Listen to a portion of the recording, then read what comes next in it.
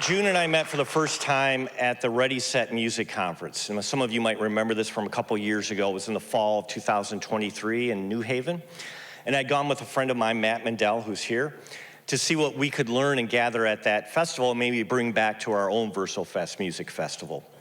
It was hosted by the Connecticut Office of the Arts, and the conference brought together young people, mainly musicians, creatives, industry leaders, for a day of connection and inspiration. And I stuck around for June's keynote address, and it was an unforgettable keynote address that really energized the room, and I thought captured the spirit of the day. And it certainly inspired me. There were a number of young artists and musicians in the audience that day. And what really struck me about June's message had to do with the power of perspective that he was trying to convey to these young artists. He spoke about how often we block our blessings simply because we can't see ahead 5, 10, 15, or 20 years down the road. Well, June Archer didn't start out as an inspirational speaker. He came up through the music industry, from singing contest in Windsor, Connecticut, to signing a major record deal in New York. He worked his way to the top, earning gold and platinum records for his work on albums by Jay-Z, Beyonce, 50 Cent, and others. But that wasn't the whole story for June. June shifted gears from music executive to educator, motivational speaker, and podcast host, and published author.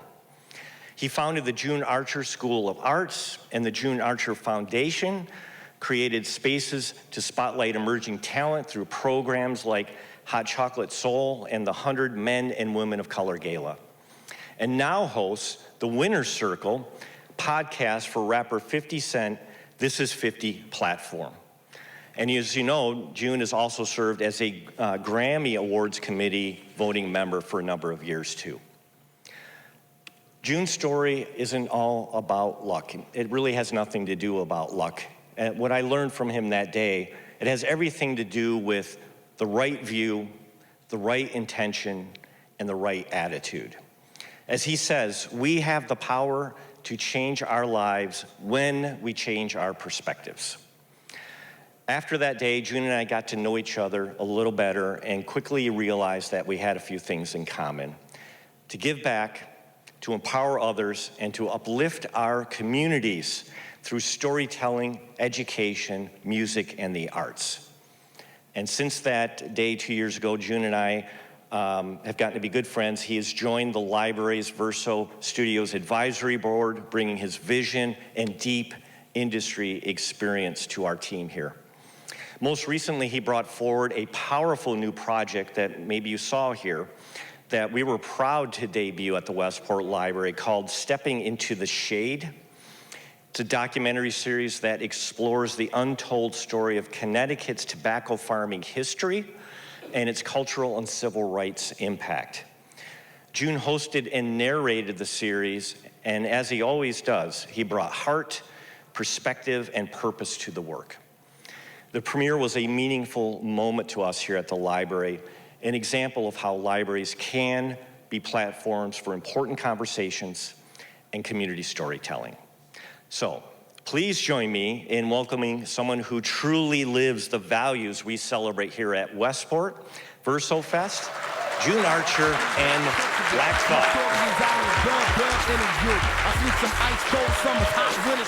I never thought I would Grammy Awards with the Roots. I never thought I would be getting long in it too. My OG told me, boy, you better go and live the truth. This Renaissance man is an MC, an actor, executive producer, musician, and just an amazing human being, and we're gonna get right to it. Ladies and gentlemen, please give it up for Tariq Black Thought Trotter.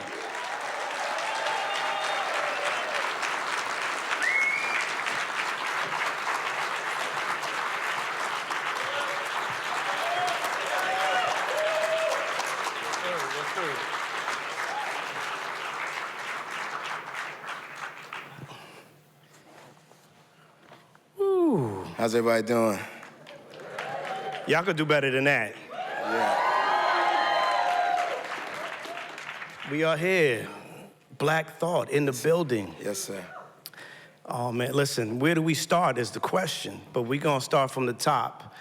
We are here to talk about the book, but I wanna take it back to the beginning of the story. I wanna go back to Philly for a few minutes. Okay.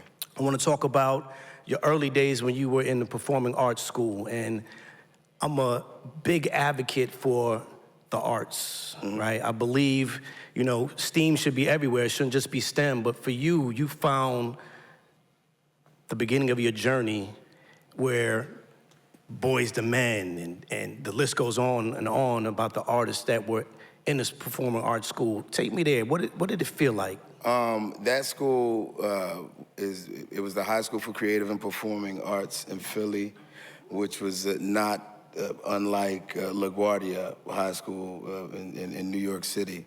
And this was at the time, during the height of LaGuardia fame, no pun intended, because of there was a theatrical show and there was a TV show and this whole, thing focused on that school and what it was like for kids, who got a chance to attend. So yeah, we sort of attended the Philly version of that, and you had to audition, and it was lots of competition to be admitted.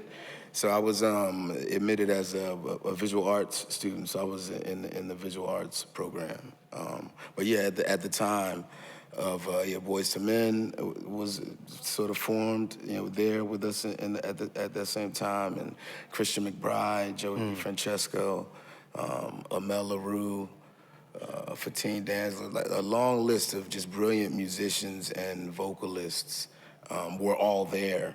So for me, as a visual artist, sort of going back and forth to my art classes, that's who I would see sort of singing in the hallway, and I kind of caught the bug too. What was it like being around that kind of talent? Because everyone's not blessed to be in that kind of environment where you're like, man, everybody's coming up, everybody's on the grind, and then you find out years later, man, we're all in this music space and doing really dope. Yeah. But no one sees, like Rick Ross says, no one ever sees you shooting in the gym, right? And it takes 10 to 15 years to become overnight success is what I believe. For you, what made you get sharper in that era? Well, I think being sharpness was taken into a different sort of consideration back then, I think. We were, it was about, and when I'm just talking about in hip hop as a lyricist, right, as a songwriter, as a storyteller, it was very much about, being witty and, being, proving that, you were however much more sharp than the next artist. So it was built in sort of to the culture in that way. And then I was coming from Philly, which was in many ways musically, in many ways sometimes even culturally, sort of in New York City's shadow. So we were competitive in that way, wanting to sort of break through, break out of, the muck of the city of Philadelphia too. And then, personally as a young artist, like my first, band was The Roots, and we used live instrumentation, which, that was very unpopular at the time. So that was a whole nother thing. It was layers to sort of having to prove oneself that were like built into everything that we were trying to do. So it was just very,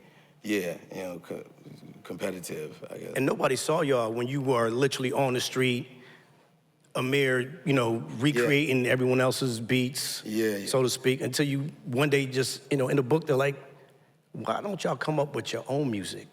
And when you turned that switch on, what happened? We had always been making our own music at the time, and I think, we had reached the point where we were ready to sort of just, call it quits, I think, and just focus on, our education and, sort of go that route. And taking it to the streets, playing, out on the streets where we could reach out and touch the people and vice versa was sort of, that was like the last stand. we were like, if this doesn't work, then then we'll just call it quits. And that's when we started to slowly see the evolution begin, when we were out there, sort of one thing would lead to another. So yeah, the rest is a long history, but the rest is history. I want to talk about the book a little bit. Yeah. You begin with something that you hadn't shared for many, many years. And what I loved about the story is, it brings you back to a situation where you remember certain things that aren't of today. And you're talking about playing with plastic army figures. Yeah. And playing with a lighter. And I'm reading the book and I'm like, that's right, lighters didn't have the safety on them. Right, yeah. Right, so many things have changed. Yeah. Take me back to that moment. I know you've been talking about it, but take me back to that moment, because in the book, what was so poetic to me was you were trying to figure out what to do, because you're still in this creative mind. You're trying to figure out what to do with this thing. Is it malleable? What can I do with this? And you're lighting it, and then you're like, it gets too hot. You drop it, and kind of like casually like, man, well, it's on fire. Let me just walk downstairs and just inform people. Well, that's sort of what happened. That's, everything right up until the casual walk down the stairs. Before I walked casually down the stairs, I tried to put the fire out. With like a cup of water or something. I went and got a cup of water, and I put the water on the fire, and it didn't work out, and, it grew. And I knew, time was of the essence, so I had to. And I didn't want to, throw everyone into a panic. I didn't want to run downstairs and have them being like, oh, the baby, what? Trying to make sure that I'm good first. Right. You know what I mean? So I calmly entered the room and said, hey, upstairs is on fire. Yeah, but this is my 6-year-old mind, too. I was 6 years old, yeah.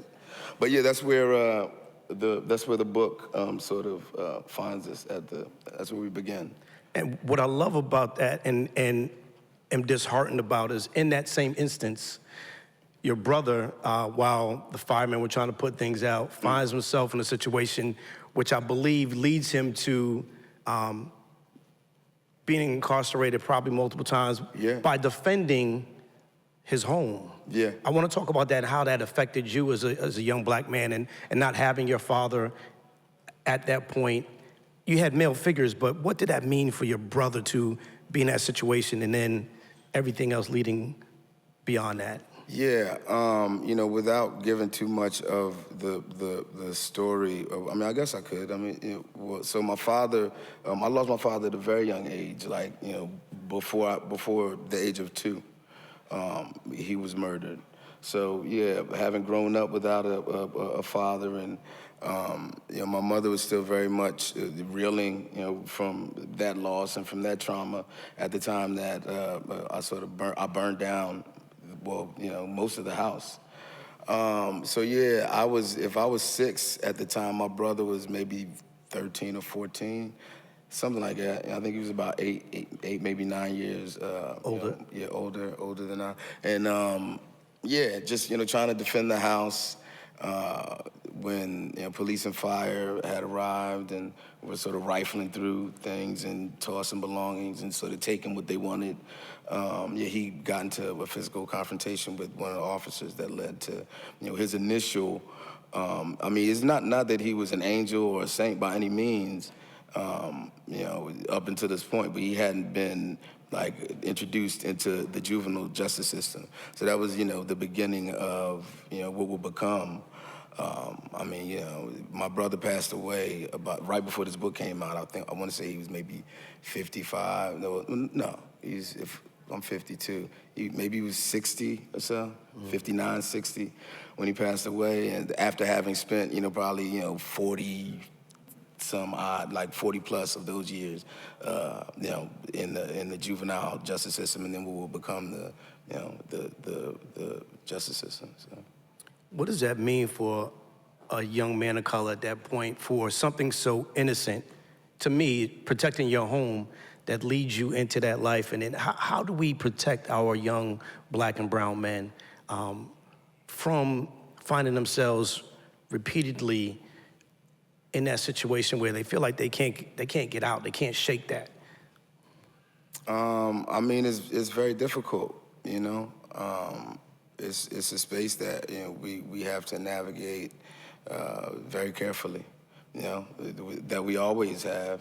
But I feel like now more than ever, you know. So, you know, I mean, all we're really able to do is prepare them, right? So that comes through education. And now, education looks like something completely different than it did, you know, a year ago, 6 months ago. So it's about, you know, leaning into community and leaning into, you know, the family, you know, again, in ways that, you know, we maybe haven't, you know, for generations. You know, acknowledging and holding space for some of these institutions that, you know, we've taken for granted, that we've allowed to be taken for granted over, you know, so many odd years that are, you know, now becoming a thing of the past. So, you know, that's where we're sort of at with it. I want to talk about that lean-in piece. We're in the library. Yeah. I thought it was dope for us to have it here. And Absolutely. if this is your first time at Westport Library, make some noise. All right.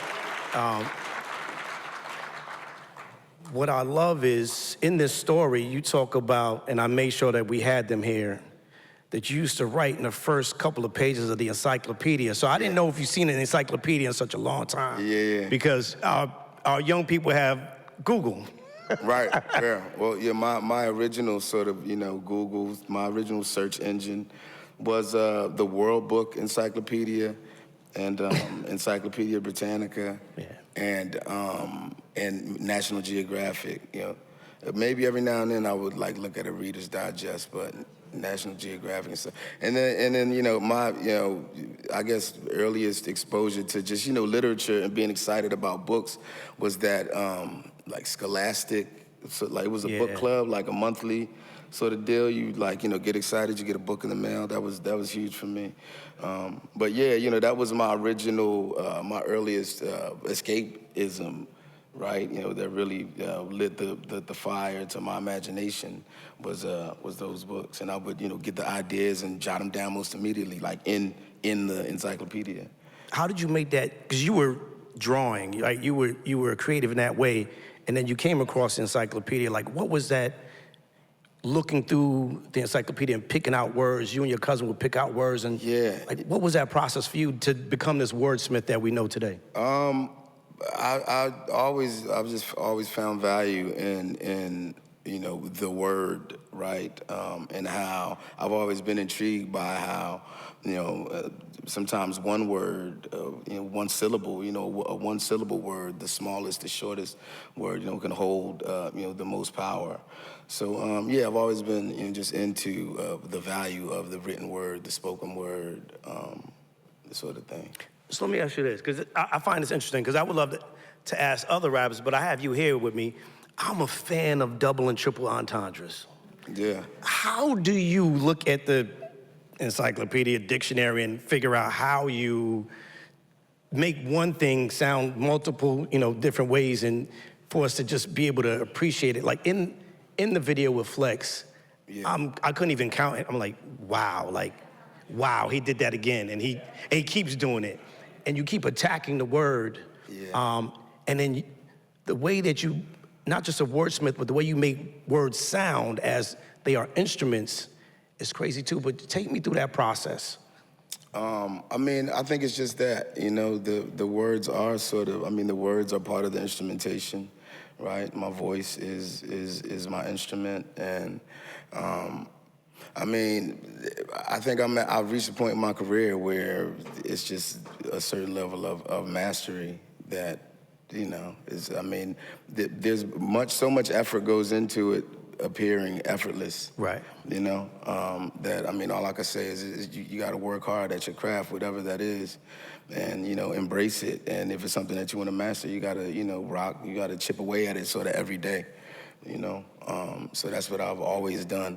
You know, I cut my teeth as a touring MC with some brilliant jazz musicians, Greg Osby, you know, Steve Coleman, Graham Haynes, Roy Hargrove, young Roy Hargrove. We would go on the road with these musicians, and you know, they be playing this music that sounded just crazy, just all over the place, you know, and then it just be like rap, you know, just rap, figure out, sort of get in where you fit in. Right. And this is before we had a record deal, but you know, we'd be sometimes in a non-English speaking country and sort of representing, you know, the city and the culture, and you just feel like the weight of very much is on your shoulders, but you're trying to fit in, you know, where you don't really understand the measure that the music is being played in.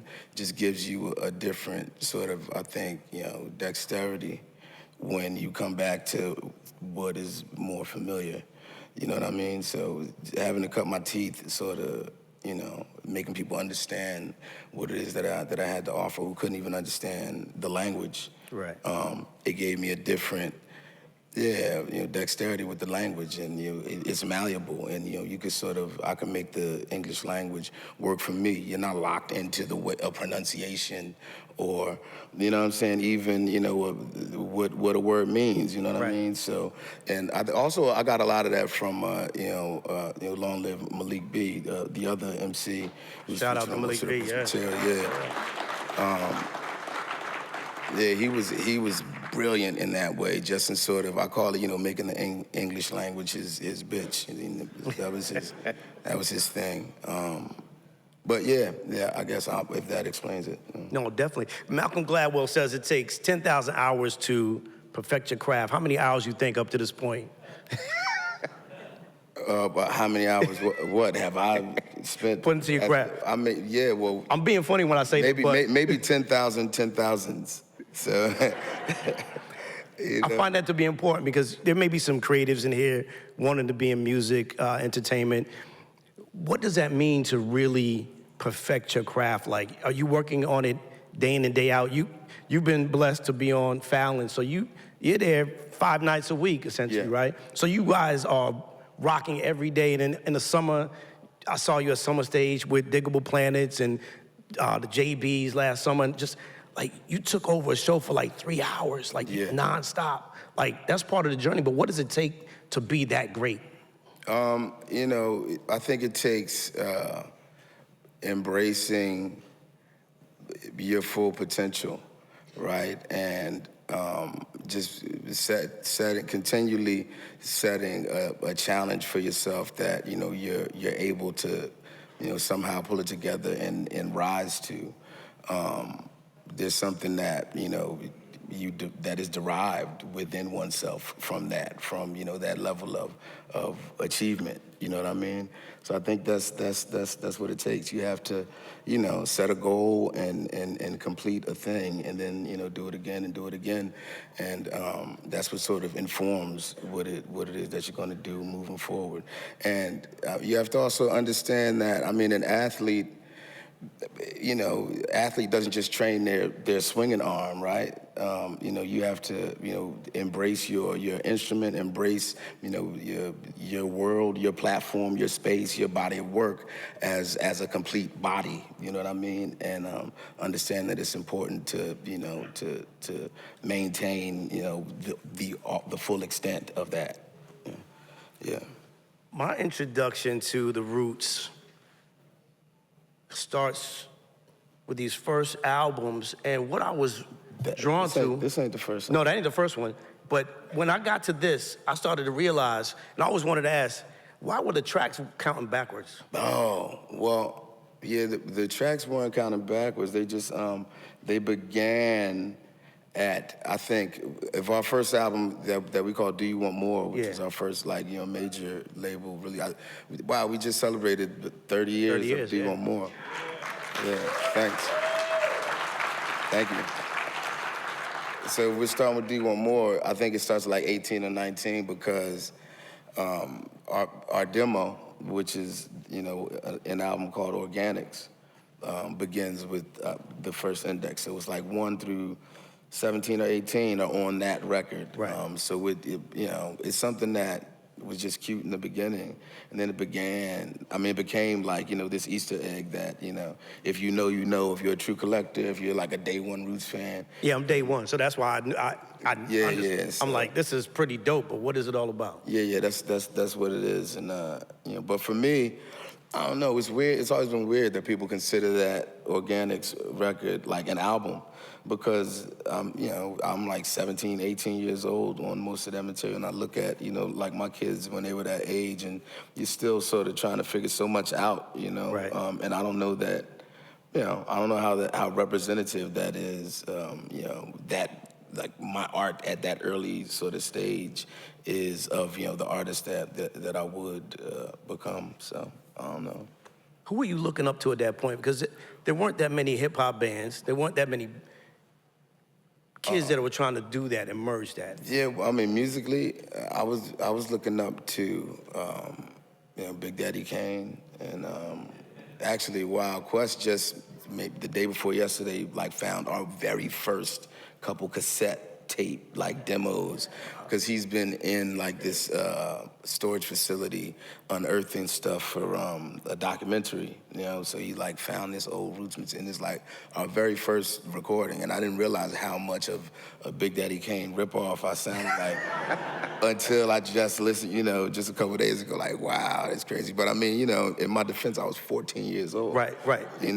But yeah, so Big Daddy Kane, Cool G Rap, Rakim, KRS-One, and Chuck D were huge. And Quest and I bonded over Chuck D and Public Enemy, because he was just a huge fan of the Bomb Squad production. And I turned him on to really hip hop music. Like I would show up and bring him like the Ultramagnetic MCs or NWA or Public Enemy, and he would be listening, already to all of the music that sort of those samples and all that stuff came from, and that's what he would sort of put me on to. And then I would have to hold his tapes and stuff, because he wasn't even allowed to have that music in his house. That's So, the book. We can't give that piece out. Y'all got to read that for yourselves. Yeah. Y'all had this really dope, weird, strange relationship growing up where, like you said, he couldn't do certain things. Yeah. Like who was the leader? Because y'all are the co-founders of the Roots. Like who was the leader? Did you take turns? Did you follow his lead? I think we followed, and I think we continue to follow one another's lead, man. That's that's camaraderie, that's brotherhood. Yeah, no, that's dope. I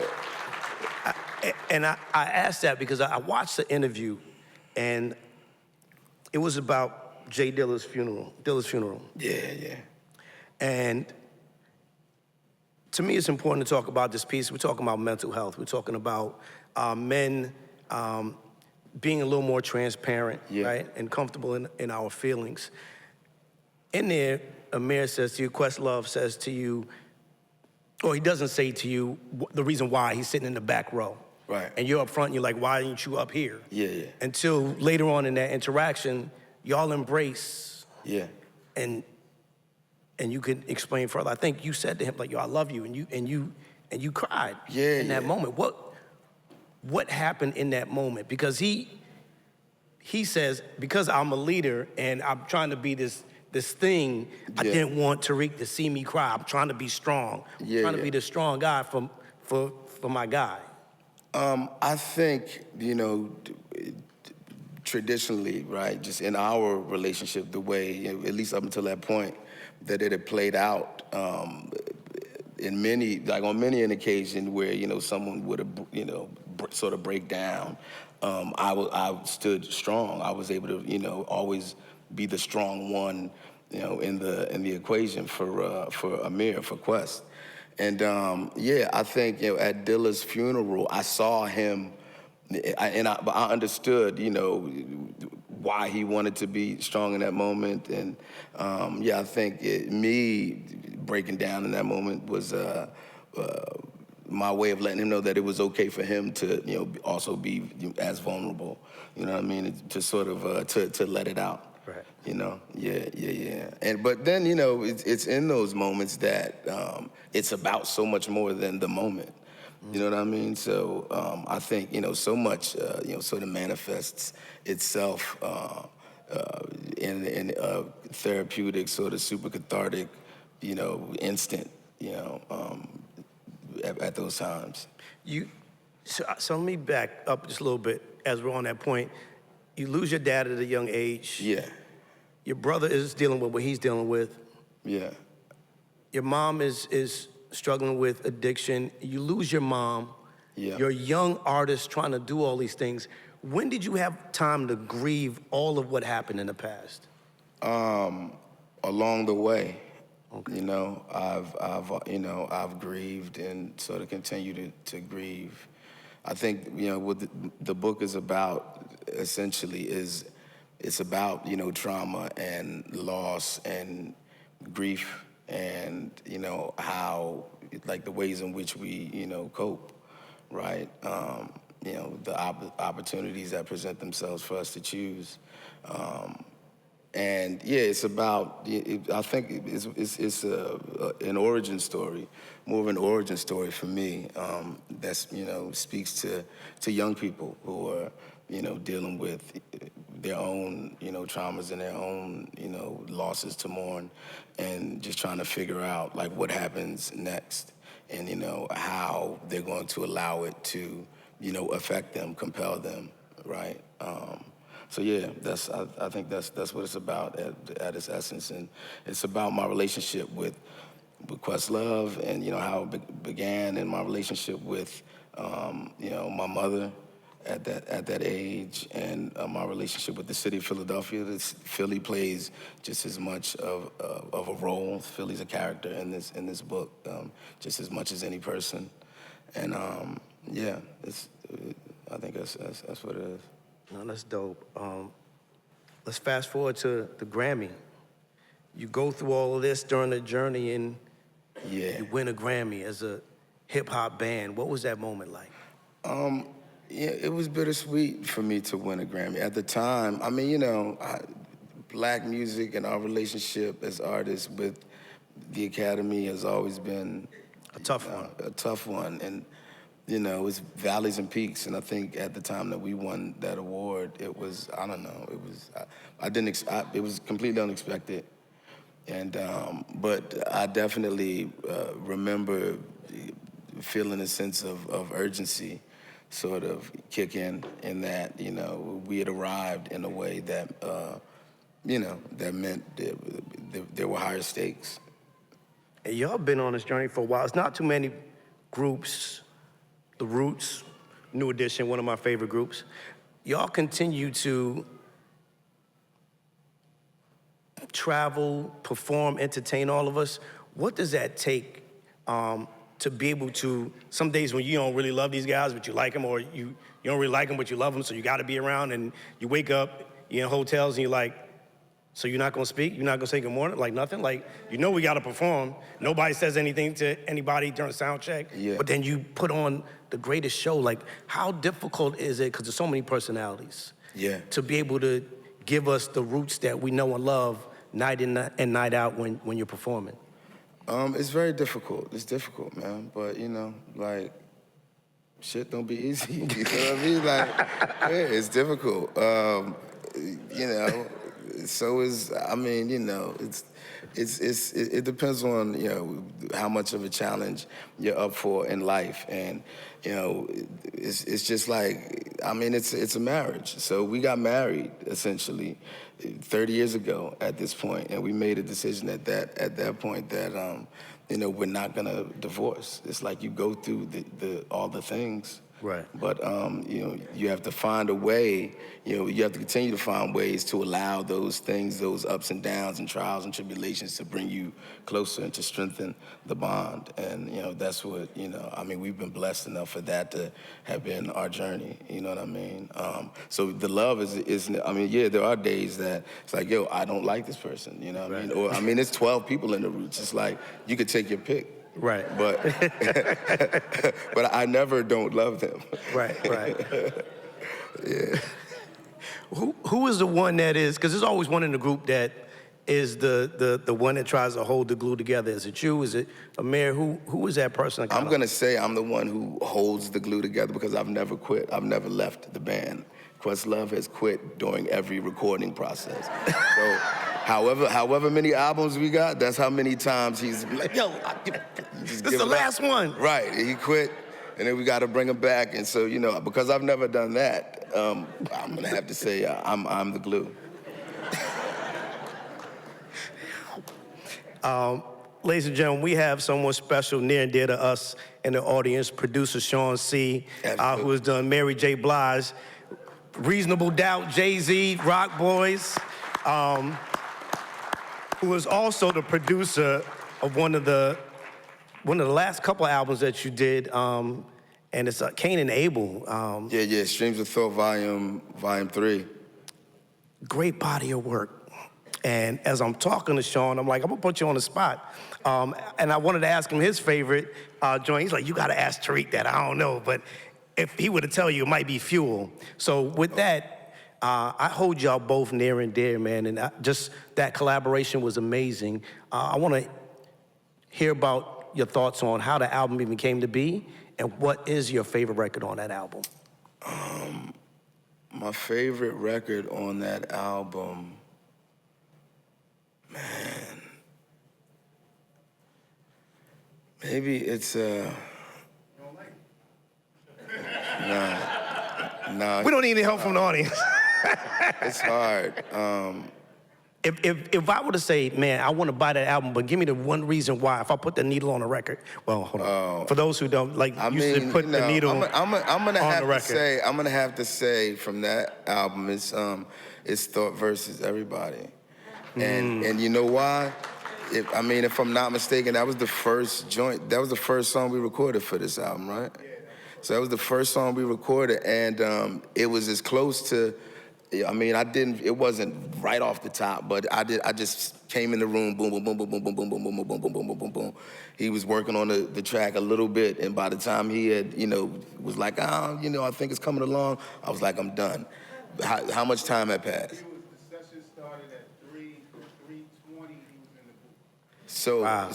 So that, that informed the urgency of the whole rest of, that kicked it off in a way that, that's the way we worked, you know what I mean, moving forward.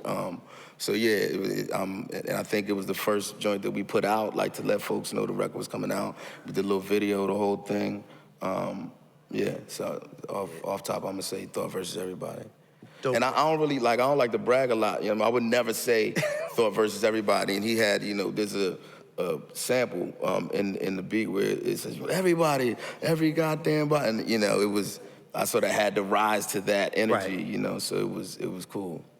Dead or alive, is there an artist that you would say, man, I want to do a record with them, that you have not done, obviously, with them if they're dead, but... Yeah, Sade. Sade? Yeah. Yeah. All right. Sade. All right. Just off top. I love that. I want to get into some fun stuff. And I was thinking, what can I ask this man? What would Black Thought think? Right?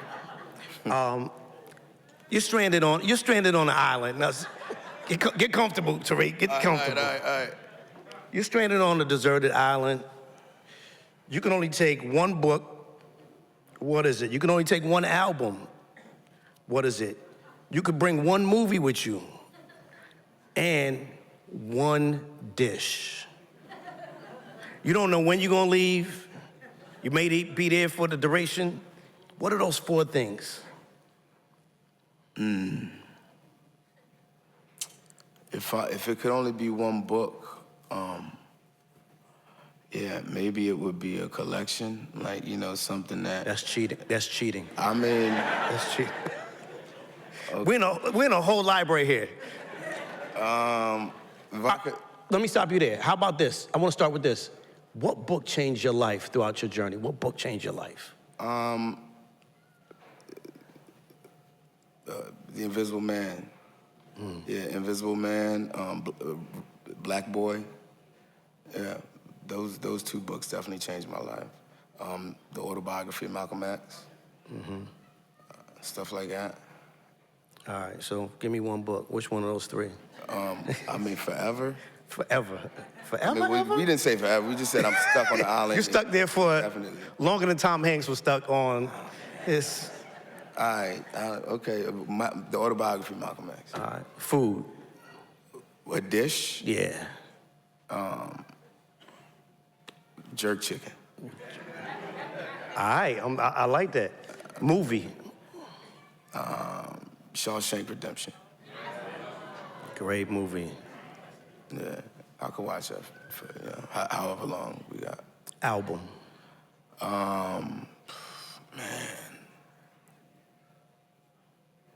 you know, maybe Hotter Than July, Stevie Wonder. It's a great album. Yeah, It's a that's great album. That was my mom's joint. Yeah. So I've been playing this game. I don't know how many people have watched my show. Let me see if I got my cards. I still got my cards, but yeah, I do. Alex, we're gonna play this game called University of Dope with Black Thought. Wait, what? University of Dope. These are curated, so we're gonna start with this. And feel free to play along in your head if you like. Okay. So, the most influential rap song of all time, in your opinion, is it A, The Message by Grandmaster Flash and the Furious Five? Is it B, Rapper's Delight, Sugar Hill Gang? C, Planet Rock, Africa Bambaataa and the Soul Sonic Force? Or D, Sucker MC's Run DMC? Now, for me personally, the most influential of those records is probably Planet Rock. That's the first record, Really? first piece of vinyl I purchased, like on my own with my own money. I played the record until the grooves didn't play anymore, and I just remember in Philly there were always lots of block parties, basement parties in the park, and that was like one record that even during the era of the disco break and DJ sort of looping the funk part of all these other records, when Planet Rock would come on, it really felt like you were being transported to another planet. It was just otherworldly, and the way folks would move, the way that record made people move, felt like it was just it wasn't from Earth. So just as a young person, that was incredible for me. So for me, it's Planet Rock. But I might have to say, most influential was Rapper's Delight. You know what I mean? Rapper's Delight, was, arguably the first rap record. Yeah. And it was, that sort of set the tone. That let folks know that, one of the many ways it could be done. You know what I mean? Like you could sort of do it this way. It set the tone for, copyright infringement and all types of other shit. And, you know what I'm saying? Like beat jacking and like writing rhymes for using other people's songs and the super group. Like there's so many firsts are to be, are part of the whole Rapper's Delight sort of journey. But then you could also argue that, The Message was the most influential song in that it, that set the tone for just how we sort of, speak and, our storytelling and how, just the range of sort of storytelling. You could actually speak on a rap record, over a beat about what was going on in your neighborhood, what was happening around you. You know what I'm saying? Like that song, The Message, it transported us to the Bronx immediately and still does in a way that I like folks to be transported to wherever it is that, that my pen is taking me. It's the anthropological approach, Dope. All right, next one. If someone were to experience hip-hop for the first time, what album would you give them? A, A Low End Theory, A Tribe Called Quest. B, Enter the Wu-Tang, 36 Chambers, The Wu-Tang. C, Straight Outta Compton, NWA. Or D, Paid in Full by Eric B. and Rakim. Oh, man. Unpopular opinions are welcome. I'm gonna say Enter the Wu-Tang. Yeah. Shout out to Sean C again. Yeah, just as a body of work, there's I'm able to sort of to associate it with so much more than any of the other records up there. I think just because of it, again, Wu-Tang being more of a super group, and as in terms of like being representative of the culture and sort of that from which it came or had come. how far it had come, by that point when it came out, to where it was going in ways that, Wu-Tang was sort of ahead of its time in many ways too. I think, that's a nice sort of point of, departure. I love that. And I gifted Black Thought with the game, University of Dope, and you asked me a question about who created it. Yeah. That's one of the creators right there, A.V. Perkins hey, how you of doing? University of Dope. How you doing? So, Thank you. Thank you, A.V. All right, next one. Oh, and what's the R&B one called? This University of Dope, the Anatomy of R&B. Okay. Okay, nice. All right, Nice. all right. Thank you. I'm excited. So, best politically conscious song. Is it A, Fight the Power, Public Enemy?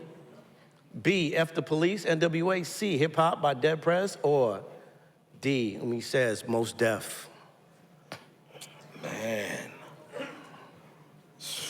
Man, these are hard. You can only choose one. You're right. I'm going to say, fuck the police. I'm going to say fuck the police. And then, I can know, this is just my personal Absolutely. experience, yeah. Fight the Power, like I said, was huge. Public Enemy, was a huge influence and, was still a huge influence on the Roots. But Public Enemy didn't scare me. You know what I mean? Public Enemy didn't, there was a call to action, that I felt from PE, but it was different than what I felt from, NWA. And NWA felt just more connected to Philly and what my experience was at that time and, what I was sort of going through. I was in the crack. I was in that shit when they were sort of rapping about it, and I was feeling fuck the police, and I didn't have anyone to articulate that for me, you know what I mean? So, and then that's also one of the joints that, again, we bonded over. I was like, yo, Quest, come well, I'm here, check this out. And he was like, oh my God, get it away. But then he come to school the next day like, yo, what was that shit you was playing? Because he cannot play that in the house. Yeah. But huge for me, and just in what it meant. I think now the more I talk about it, I think it's undeniable. Yeah. All right. Next one.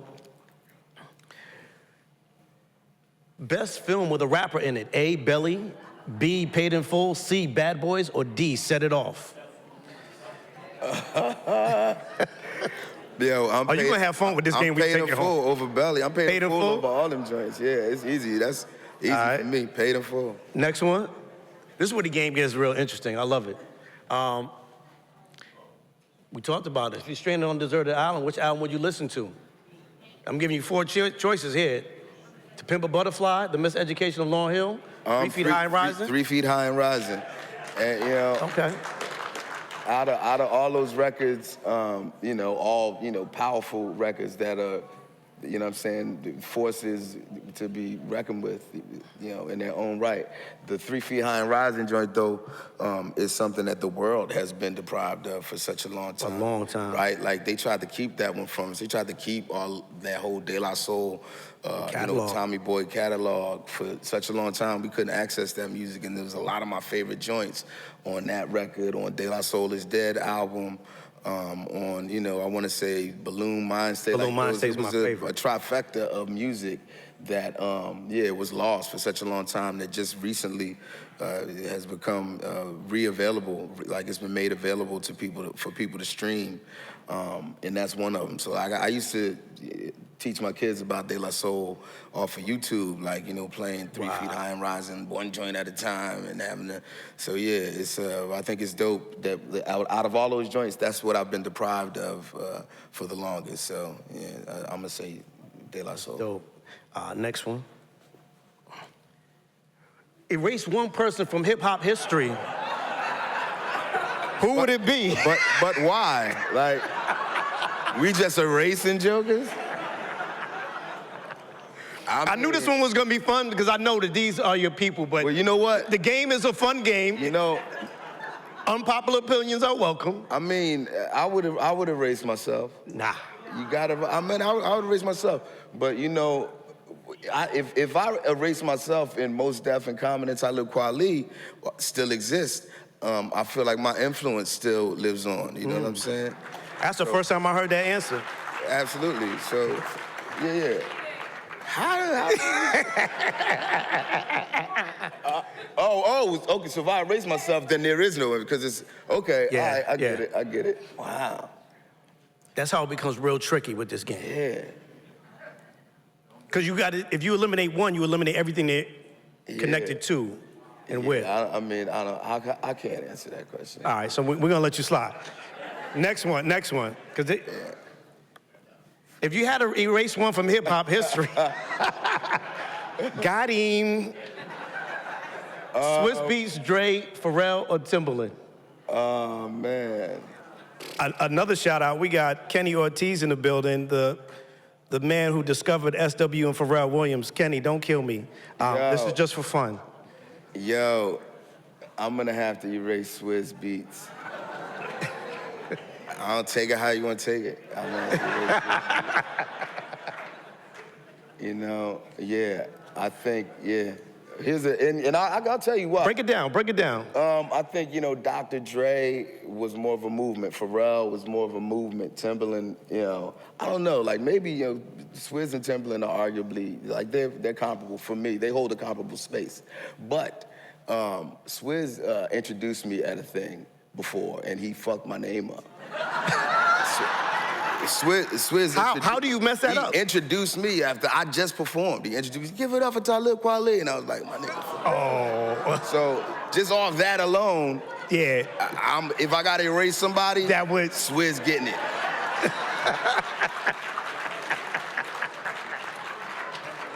All right.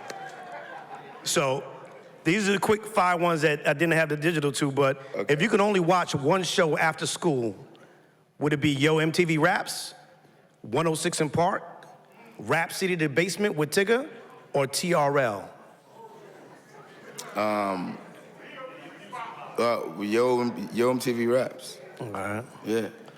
The greatest diss song of all time, is it Hit 'Em Up by Tupac, Ether by Nas, No Vaseline Ice Cube, or Second Round Knockout by Cannabis? It's The Bitch in You, Common. All right. Update the pack, baby. Update the pack. I was there. I you was were there? right there. I was there. You felt that? When Pete and Common were doing that. It wasn't my fight. But I wanted, that beat was so popping. I really wanted on that joint. But yeah, I had to let him do his thing. Let him do it? Yeah. All right. I think that's and I'm he carried it. Best hip hop soundtrack, Friday, Above the Rim, 8 Mile, or Juice? Yeah, I'm gonna say Juice. All right. The weather's getting warm, and we're gonna be barbecuing. Who would you trust to make your potato salad? Is it Rick Ross, Action Bronson, Fat Joe, or Raekwon the chef? I mean, if I have to let somebody make it, maybe Raekwon, but I don't trust. I wouldn't trust your grandmother to make my potato salad. Like I'm making the potatoes. If I'm having potato salad, I have to make it. Oh, you get busy like that? I do. Wow. Yeah. Chef Alexis, you heard that? He get busy. She know. He get busy. She know. He go, all right. The last 2, and I'm just gonna give you up for the last one, but the last 2. Pick the best rap group from the following: Cypress Hill, The Roots, Slum Village, or Salt and Pepper? Man, I'm gonna have to say The Roots. Yeah. That was a layup. So this is the last one, man, and this is one that gets everybody tripped up. I hope y'all, if you enjoyed this, go to universityofdope.com, pick this up. I promise you, you're gonna have relatives you're not gonna like no more. If you had to erase one from hip hop history, who would it be? A, Nas, B, the Notorious B.I.G., C, Tupac, or D, Jay-Z? And you could talk us through it if you need to. Nas, B.I.G., Tupac, or Jay-Z? Well, how come every question is if you had to erase somebody from this? I didn't make the game up, Tariq. You know, I don't know. What's the criteria? Like, what am I basing it on? You know what's funny? When we play it, I think it's based on... based on their music? Music, influence. Oh, shit. It's open-ended. Thank you. All right, well, here's the thing. I was never a huge Tupac fan.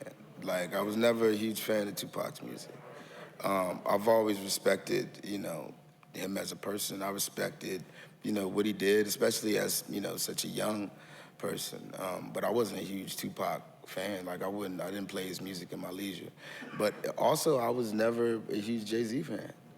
So same, I never, you know, would be chilling just playing Jay-Z, you know what I'm saying? I did like that Blueprint album. You know, I don't know, like I liked a couple Tupac songs, right? But then Big and Nas is, so just on the strength of that alone, if I'm just on the strength of the music, then I would have to say Tupac because, you know, I've liked his music the least. You know, it sounds terrible. Don't quote this shit out of context and be like, yo, Black Thought on Tupac. I've liked his music. Yeah. Don't try to play me, you know what I'm saying? But that would have to be, that's my explanation. Yeah. No, I love that. You know what, music does something different to everybody. Yeah. Right? And one of the things I love asking guests on my show is, music is a soundtrack to our lives, obviously. But what song best represents your journey up to this point? Or which artist's body of work represents your journey up to this point? Oh, man. Not mine. I think my body of work represents.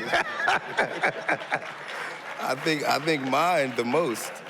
You know, it goes back to the whole, you know, the anthropology of it all. And what I'm trying to, you know, what I strive to aspire to achieve in my storytelling is something that is, you know, is going to transport you to a different place and time. You know what I mean? I want it to be, you know, transformative and to do all the things, but you only have such a limited real estate, just a small, you know, these little bits of time that we sort of have to say it all and to, you know, help you understand sort of all of the things. So it's about, you know, writing music in a way that you can convey the same thing that you're able to convey with sort of just a knowing, you know, nod. You know what I'm saying? Like, that's what, you know, I want you to get my shit like that. Like when, you know, your auntie look at you and she like, and you know all that meant all of these things, right? That I try to write like that, you know, and in recent years, you know what I'm saying, as the more mature I become, the more experienced I become as an artist and as a writer, as a storyteller, I strive to achieve that sort of simpatico more and to be, you know, more, you know, transparent and to be more, accessible and vulnerable in all the things, and to, you know, let my writing convey all that would be conveyed in that embrace where you bust out crying, right? So yeah, I want that for my art, you know what I mean? And I feel like, you know, I deserve it, and the people who support me deserve that. I love that. Yeah. You could give it up for that. You know, the world is looking a lot different to us. And as I was reading and watching all things Black Thought over the past couple of days, one of the things I learned is you're just a dope, humble human being. And I knew that through other people. I knew that through my brother Sean C. When we saw each other in November at our brother Styles' Peace 50th birthday. Mm-hmm. You know, my wife and I were there, and just the embrace, the words, and it was there that I always like to tell young people, and everybody here, meet someone different, introduce yourself to somebody while you're here, because everything that you need, everybody that you need to meet is in this room. And it's important moving forward to to lead with gratitude, lead with humanity, lead with kindness. And you were all of those things. And I shared with you at that moment, I said, bro, I read the book, I love it. Would you ever think about me interviewing you to talk about it? And you were like, we're gonna get ready to re-release it on a paperback. And I'm like, ooh, I got an idea. Yeah. And I credit Bill, our leader here, and everyone here, Alex, who worked tirelessly to make this happen. And for you, just being a man of your word, and Munir, shout out to you for just being steadfast and making this happen. This is a treat. This is a blessing. And the reason why I'm saying all this is, what is it that we don't know about Black Thought that you haven't shared that you can say, you know what? Let me tell you about this. Or what is it that you want to leave with us that would allow us to walk in that, to treat each other kind, as we don't know what these next 3.25 years or 3 3/4 is going to be like. You know, there's so much that, you know, people don't know about Black Thought, because I've always been such a guarded and private person, and even more so as an artist. But I mean, that just gives me a whole new dimension of, you know, creativity to sort of go into as I, you know, become more self-aware, and as I, you know, progress along this journey. It's, you know, unlocking the doors to just so many different, I mean, not even in just the medium of music, but I'm just inspired in so many different ways that I feel like if I had been, you know, super transparent, if I sort of told it all as a young person or earlier in my career, I may have already exhausted some of that, you know, wonder. You know what I'm saying? So, yeah, I'm excited about making stuff, which is, you know, which is dope. So, I guess I've become more personal, more accessible, more transparent, and I could say, you know, more to come. And then in terms of, you know, what I would leave folks with is just, I mean, and then also in terms of what you might not know about me is that I'm, you know, how much of a product I am of, you know, programs, just programs, right? Like on a community level, state level, federal level, you know, free breakfast, free lunch, you know, the snack truck in the summertime,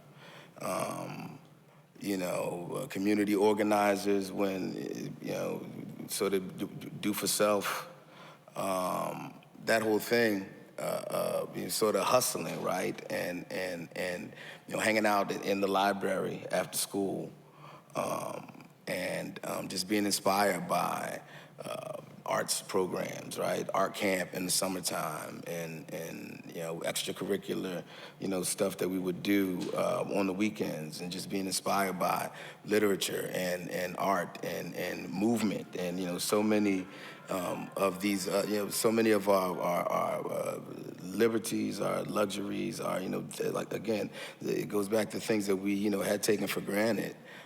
That are, you know, now being, you know, taken away from us every day.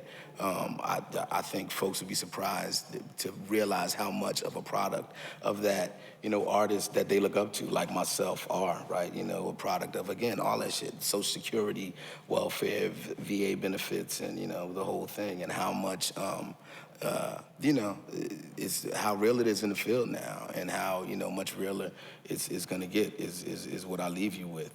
You know, so yeah, it's important to, yeah, just to continue to lean into one another now in more ways than ever before, because we are literally sort of all we got, right?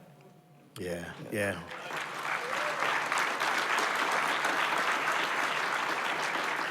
You are a hip-hop icon, movie producer, documentary producer, artist, actor. You've done soundtracks, you've written plays. What's next for Black Thought? I mean, you know, who knows? Author, too. Yeah, who knows? I'm a New York Times bestselling author, too. Yeah, y'all could give that. That is not. They don't give that out. They don't give that out. Word, yeah. You know, it's true.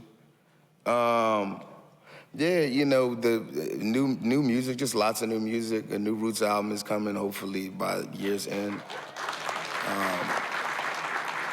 Stuff like that. You know, I really enjoy, for the past few years, I've been a professor at NYU. I teach a class called The Art of the MC that I really enjoy, and I enjoy connecting with, you know, my students, engaging with the young people in that way. So I'm probably gonna continue to do that, you know, in some way, shape, or form. No matter what I do, I just enjoy, you know, the opportunity to be an educator. So. And I'm looking forward to the Roots picnic. Oh yeah. I'm gonna try. Munir, I need a pair of tickets to the Roots picnic this year. What are you looking for most? Looking forward most for this year's Roots picnic? Did you even know it would get this big? No, I mean, you know, we hoped it would get this big, but again, it's the sort of thing that you can't give. You got to see a thing through to fruition, right? And you know, what usually is going to serve that the most is time and effort. So it just takes time. You got to go through it to get to it. And folks be, you know, like starting a thing and 2 years in, 3 years in, you're ready to call it quits because it didn't work out. You have to allow something, you know, time and an opportunity to sort of grow in a natural way, and that's what the picnic has done. Just, you know, we started it as something for us, by us. We would go, when we started the picnic, we would be down at the Parkway in Philly every 4th of July. And I mean, we've seen audiences upwards of 350, sometimes 500,000 people out there, right? So it was about, you know, the picnic began as something that was juxtaposed, you know, against that, as even though we were out there with, you know, 250,000, 500,000 folks, it didn't feel like a thing that was ours. And, you know, over time, we even got to curate that whole, you know, festival, but it still didn't feel like it was ours. So we would do that, you know, we would also do our Roots thing for 2,500 people. You know what I'm saying? The picnic is something that began in a park on a slab of concrete when we, you know, aspired to be at the Plateau in Fairmount Park or at the Mann Music Center in Fairmount Park, where it has been for the past few years. But that was a dream, right? And now, you know, it went from 2,500 people to like, I don't know, 75,000 people or something. So this year is the 18th. It's gonna be the 18th annual Roots picnic. Wow. Do you still get nervous when you get on stage? Oh, I mean, nah, I don't get nervous when I get on stage. I mean, things make me nervous in life, you know, but like, not getting on stage. Nah. Nah. Man, listen, it has been a pleasure and an honor. Black Thought, I love you, brother. Thank you, June. I love you as well. The pleasure's been. This was dope. This was dope. Ladies and gentlemen, please give it up for Tariq, Black Thought, Trotter. Come on, y'all could do better than that.